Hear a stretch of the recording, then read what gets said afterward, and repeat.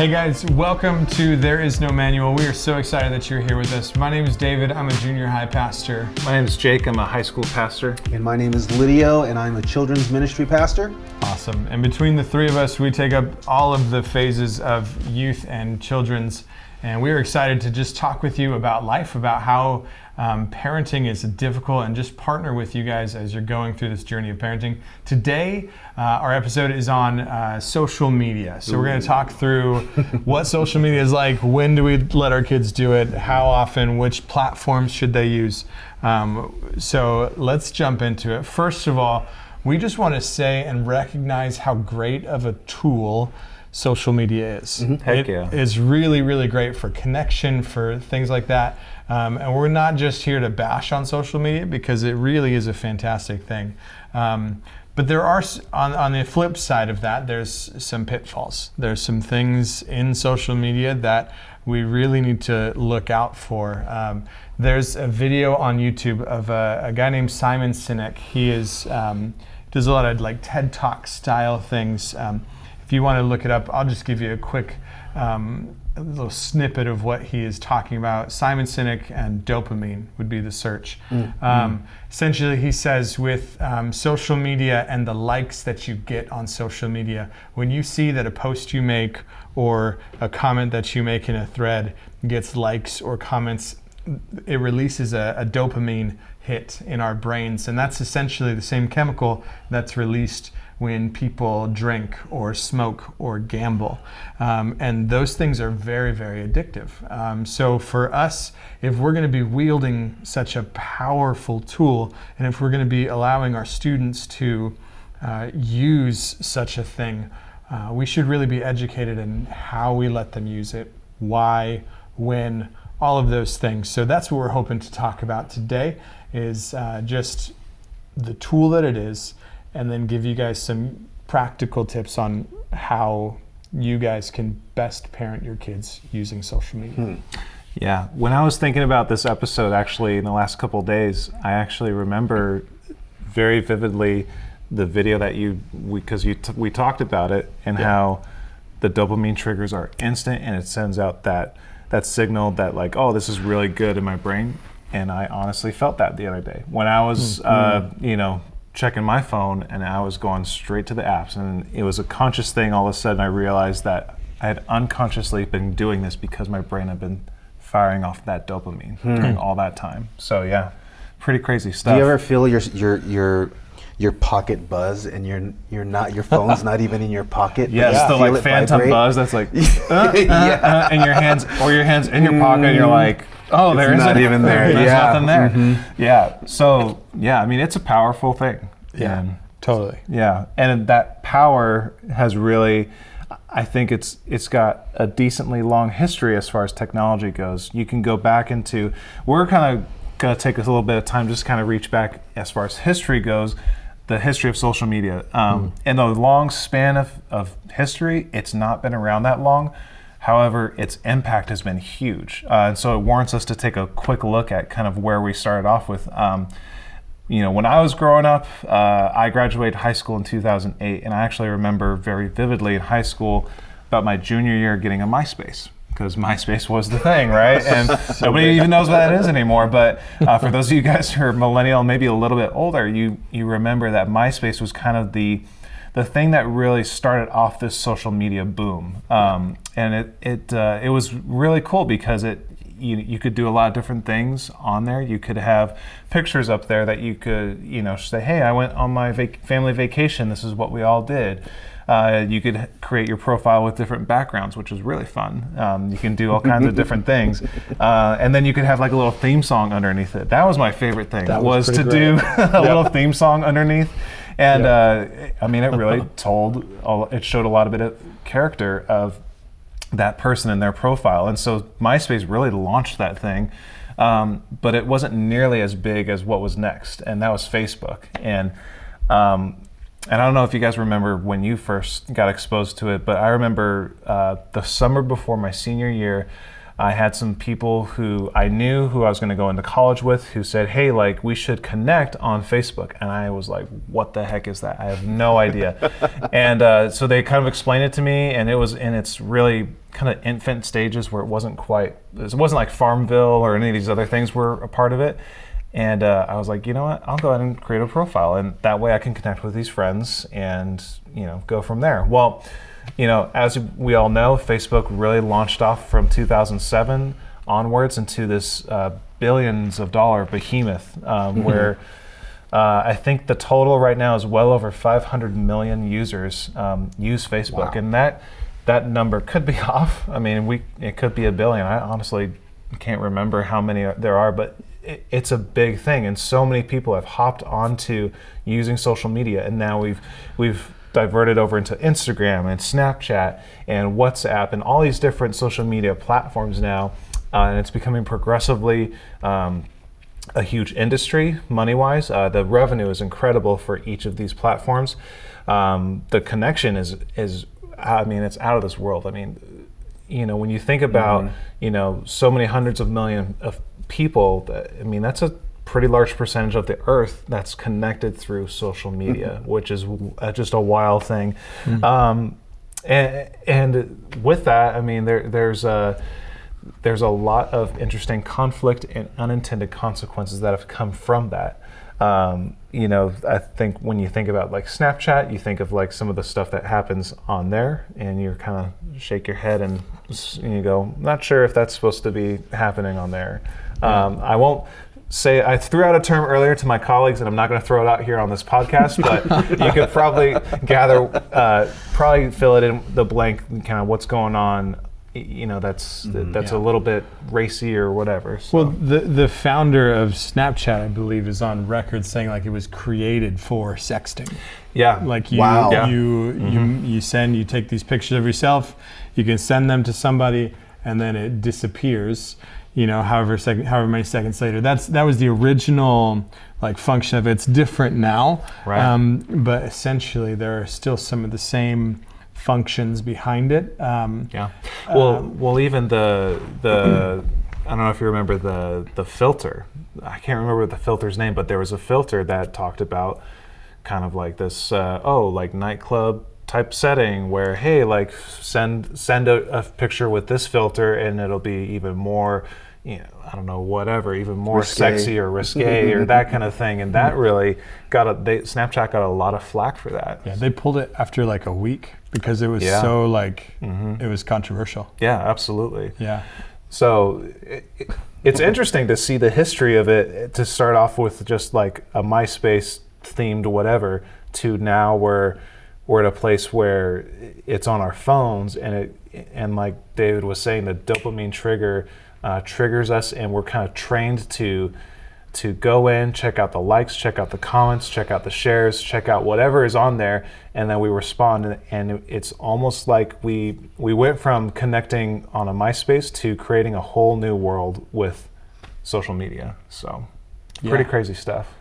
Really is. It blows my mind, and just with that, like with that Simon Sinek video, just a disclaimer. It is he's a secular person. He's not a follower of Jesus, so his worldview doesn't come from our same perspective. So with what he says, some of the things that he says aren't necessarily. Don't necessarily line up with scripture, so it's not an endorsement for this. But his science and what he talks about with the human brain, it's really on point. And a lot of his stuff, even with leadership, he's a smart guy. It's definitely a paradigm shift, especially for you. You said you graduated in 2008. I graduated in 1993. Right? Oh, so long ago. And you're talking about getting a MySpace. And I remember getting a pager. All this stuff. Like, you guys know what a pager is, but yeah, right. That's for a different discussion. But so when these new social media things kind of come into play, as a parent, it freaks us. It can freak us out right away. And I know in the beginning of this whole new social media craze, managing porn was like this or being aware of porn online and things like that were something that people freaked out on, because it's not finding the magazine from your dirty grandpa's, underneath his bed or whatever, or in a bush somewhere, or it's like totally accessible. But like you said with Snapchat, it was created for that kind of nastiness and that risque type thing. But Right. I don't think Facebook or even MySpace was created for that. So there are social media as a tool, like we said before, and there are benefits and there are also dangers to it. So what Definitely. are some of those benefits that you guys see, with social media? I think that, like I said earlier, I first started kind of connecting with people because Facebook came out right as I was graduating high school and getting into college. So it was kind of like that phase, that senior year and into college is really interesting because you make a lot of connections outside of school, outside of your circle that you've like developed over years and years, and sometimes you've grown up with the same group of people through elementary, through junior high, and then high school, and then all of a sudden you could be going out of school, out of state. And I think that was a really key thing that really drew me in, because I didn't really care for that stuff to begin with. But what was interesting was that there was new friends that I was making that were already on there, and so. For me, it was like, like the connection was huge for me. Like I wanted to connect with people. I wanted to have you want to walk into college and not know anybody, and so that was kind of a big thing for me, was to kind of help establish that circle of friends before I got to school. So as youth pastors, what do you guys, from your position and your relationship with students, how does it benefit, how do you want to encourage that among your youth without going too far into the dangers? Because if it's connectivity, that's important. Relationships are important, right? Yeah, definitely. It's a great question, Lydio.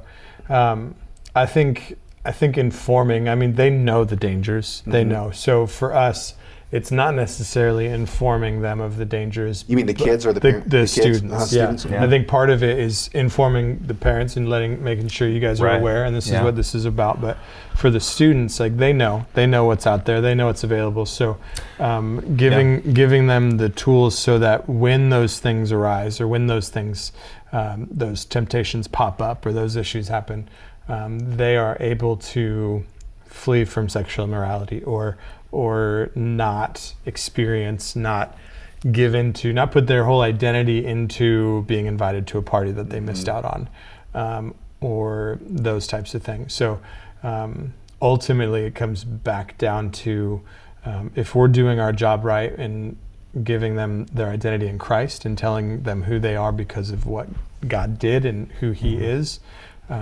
then they won't look to social media to fill those needs. Yeah, I think what's interesting is that, like we've kind of covered, that social media is a tool, but we live in a fallen world, and any good tool can be used for things that aren't all that great. David mentioned earlier that Snapchat has been. The founder had expressly said, hey, this is used for sexting, essentially, and that is a pretty crazy thing to come out and just boldly say, this is what it's for, and have so many millions of users on there who are, especially the underaged. So, and let me for people who don't know, sexting, probably not something you want to Google, so I'll tell you here. Good idea. Definitely don't Google that. Essentially, it's sending inappropriate pictures of yourself or texting words to somebody with the purpose of sexual interaction between the two people from a distance, from a long ways away. Yeah, and I think what's interesting about that is that it's like David said, kids know what they're doing. I think you're going to find your high school, your junior high, even your elementary school kids who they know exactly what they're doing, and that's why they're on such platforms to begin with. They're not dumb. They're a lot smarter than we give them credit to be, And even I remember an article had come out where it warned parents about the dangers of not only these social media platforms, but how kids can get around telling mom and dad, hey, this is what I have. You could look at You could look at probably open any junior high or high schooler's phone, and you can look at the text, and it's all abbreviated. It's all like this nonsense language, but it all means something. Like, you know, my parents are over the shoulder, or my parents are checking, or be right back, or whatever. So it's not, we have to kind of go into this thinking that, okay, there's these guys know what they're doing, and this stuff's out there, and so we need to, at the very least, acknowledge that there is that danger there. I think what's hard is that these platforms were used for connection. They were used for throwing out information. They were used for marketing purposes as well. But then you flip that around, and that's when it gets interesting. You can look at how there's studies and different things that talk about the disconnection, which I think is so interesting. Like, and like, not to pick on your age or anything, Lydia, but you were. But I scratch my gray head right here, or stroke my beard, right. But you remember, the time in the '90s where this didn't even exist. It wasn't even on the radar, and then all of a sudden in the 2000s, boom, it was here. Yeah, I remember riding my bike out and about, and you knew where your friends were, not through an app, but you knew where your friends were when you saw all of the bikes parked out in front of Jimmy's house or whatever. And it was just total face-to-face connection. And but now it's completely different. I look at my kids and I'm like, well, you're not going to go outside and play with your friends, My freshman son's like, I don't play with my friends, Dad, but like, come on, go play. They're and I know we're going to talk about this in another episode, but they're on their phones, they're on their computer, they're on video games. They through their video games, they're connecting with kids, and so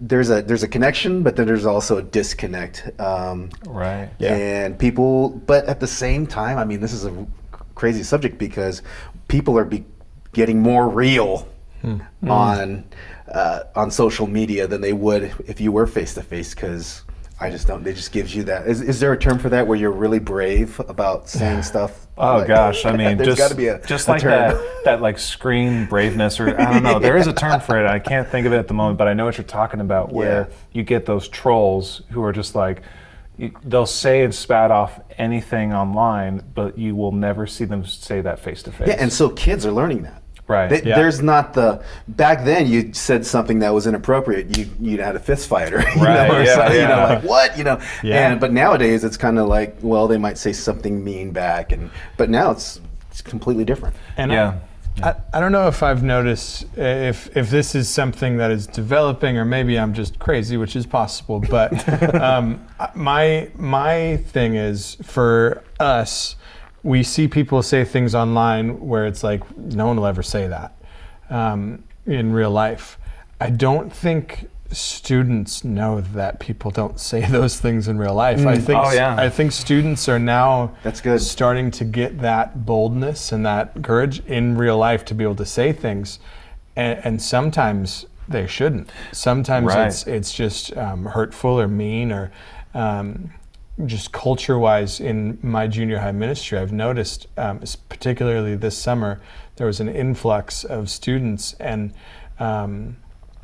we struggled with that a little bit. I had to have some conversations with them to kind of be like, hey, we're not going to talk to people this way. And I think a lot of it comes from the way, and maybe at this point they're too young for social media, but the way YouTubers talk to one another, or YouTube is sort of like a social media.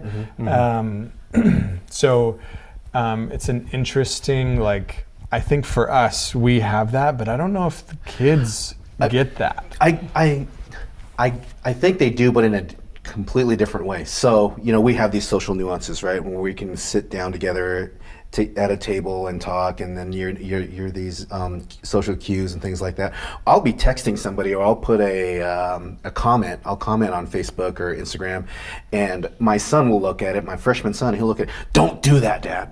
And I'm like, what? It's just an emoji face, and then that's just, He's like, no, that's not what you're supposed to put on there. There is a E nuance. So it's a completely different shift. So maybe they do. I don't know. I graduated in 1993, so Well, I'm a and different breed. Well, and like what's crazy is that like you grew up a totally different way. I think we could even say that like we didn't even grow up with that, you know, with the social media. Now these guys, we have a generation that's all they know. Yeah. And that's so different to even think about that.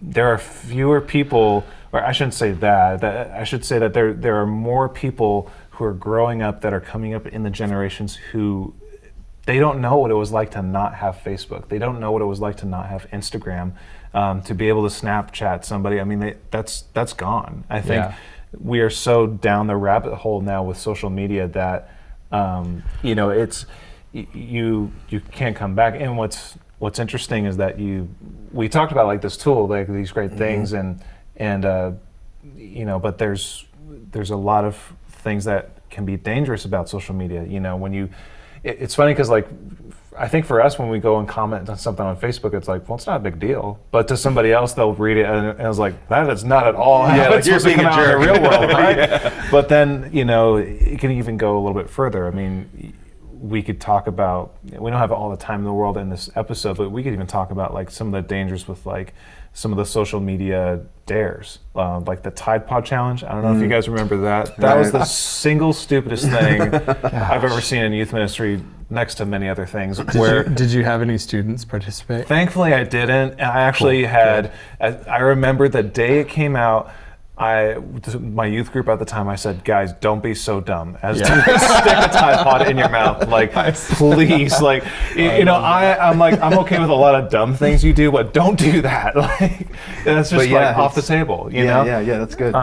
But then you get these challenges, and then, you know, that's like, whatever. And then you hear of like I think the Momo thing. Do you ever hear about that? It's like a weird video. It's that like creepy like doll face thing. That it like incites people to commit suicide or to do violent acts. I mean, there's all these different things out there.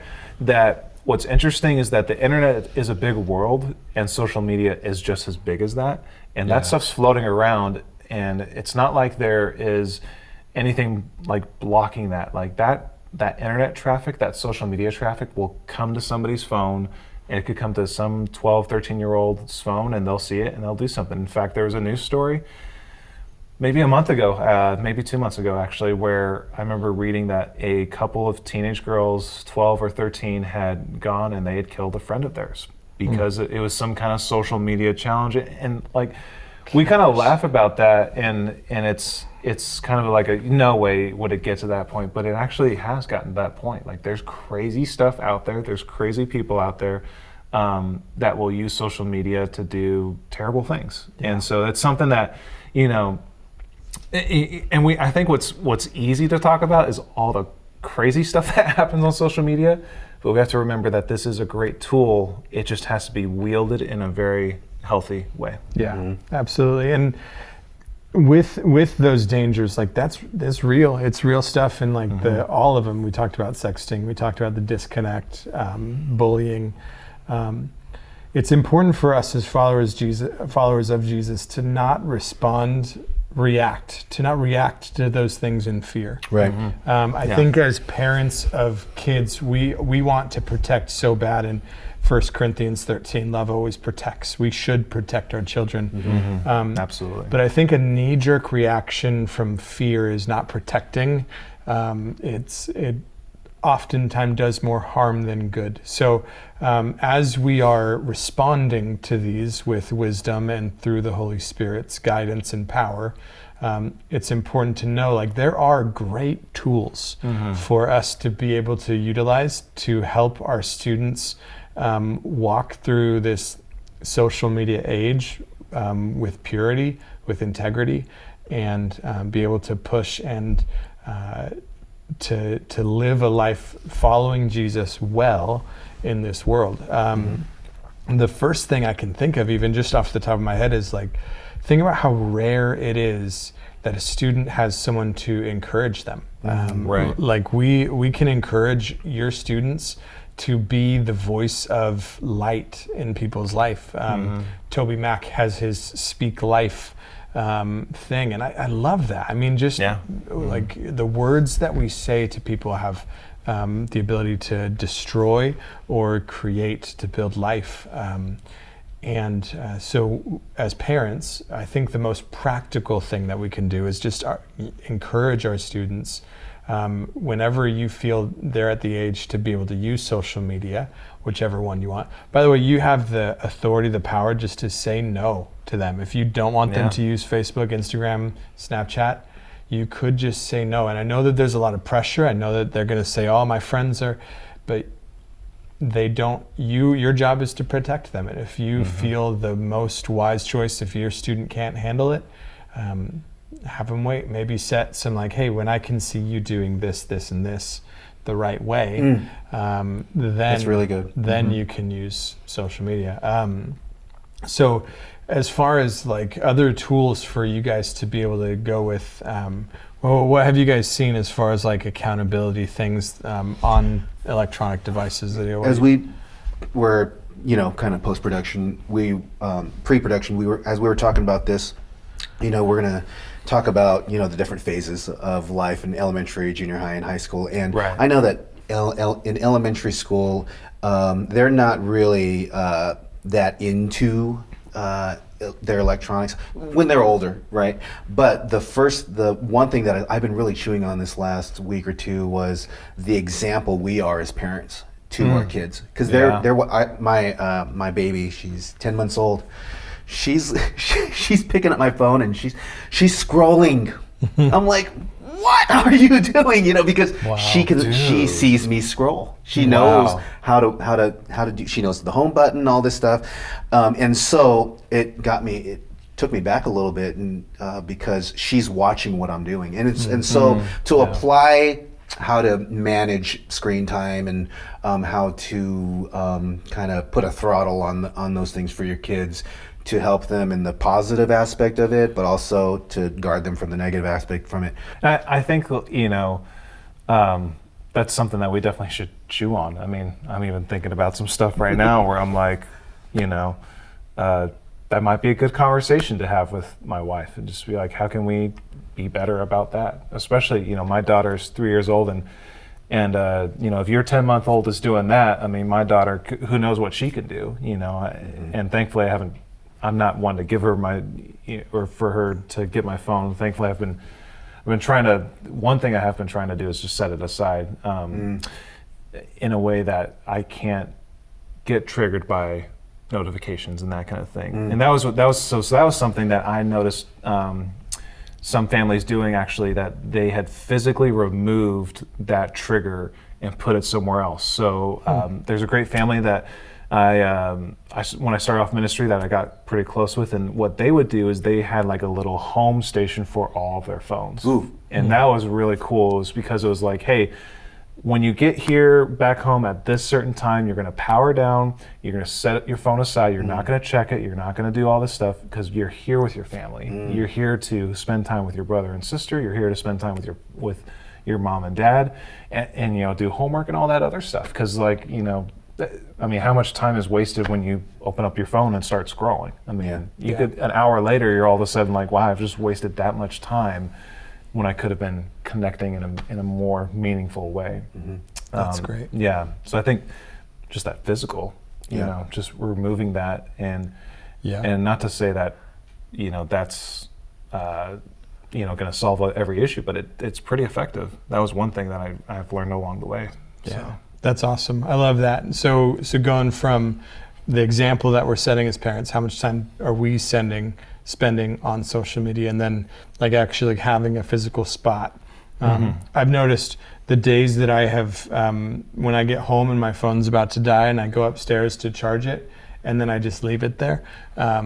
Those days, those evenings after work have been significantly better evenings, because I get to spend time with my family. That's fantastic. There's also another thing about accountability. There's lots of different software that you can put on all your devices. Finding the best one for you is going to be your preference, but I'll give you a couple. There's Covenant Eyes. Covenant Eyes is what I use on all of my devices, and every morning my wife gets an email with all of the websites that I've gone to the day before, and it'll alert her if there is ever anything that she needs to be aware of. Has whole device accountability. There's a couple others. Bark is really quality. Bark actually is such deep monitoring that it monitors text messages. So if you're concerned about sexting or things like that, that it'll pick up through the algorithms exactly what is being said and what is being sent, and it'll let you know. On their website, if you go to Bark's website, it has stopped something like 19 school shootings from texting. So, which is really amazing. Wow.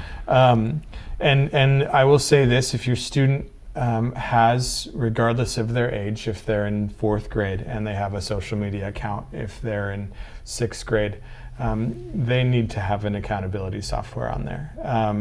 If Love Always Protects, there is so much available, and even if they find it on accident, you'll want to know so that you can have a conversation, like maybe it was an accident, and then you can have a conversation with them about that.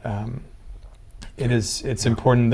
There's always this question of privacy versus invasion of privacy, and I it's think right here. Yeah, it's a right we have. Hey, yeah, it is a great question, and it's funny when we were talking about this. You know, I think we all lie on a little bit different spectrum on privacy. I tend to kind of go for more like, well, maybe give them a little bit more privacy, but at the same time, when you look at this, I mean, there are so many things floating around out there. You can't be too careful, and I think privacy is almost out the window. Yeah. You know? So. Yeah. Definitely. Well, it's in this age, it's so readily available, so prevalent that just be careful. Yeah. And rather than reacting out of fear, responding with wisdom is super important. I think as we're kind of coming to a close here, it's important to remember just that this is a tool, and however you want to go with it with your students and what they're allowed to use and what they're allowed to have, it's important that you're aware of what's happening, and because your students are aware of it, and if you are and if they are just allowed to run with it and do what they will, kids most often, especially junior hires in my experience, they don't make the best decisions. You know what I'm saying? Like, if you haven't seen that yet, just come work with me and you can see it. So that's not a really good way to plug no, it's not. My bad. But so there is no manual, and this is really, really hard, and there's no correct answer. We are praying for you guys as you are trying to navigate this tricky business of finding the right social media things to let your students use and when to. There is no right answer. Ultimately, it comes down to you guys as parents relying on the Holy Spirit, asking God to give you wisdom, and helping and having Him guide you along the way. So thanks guys so much for watching this episode of There's No Manual. We had a blast hanging out talking with you. It was fun. And listening. And listening. Yeah. Absolutely. Yes. And we'll see you guys next week. All right. Thank you.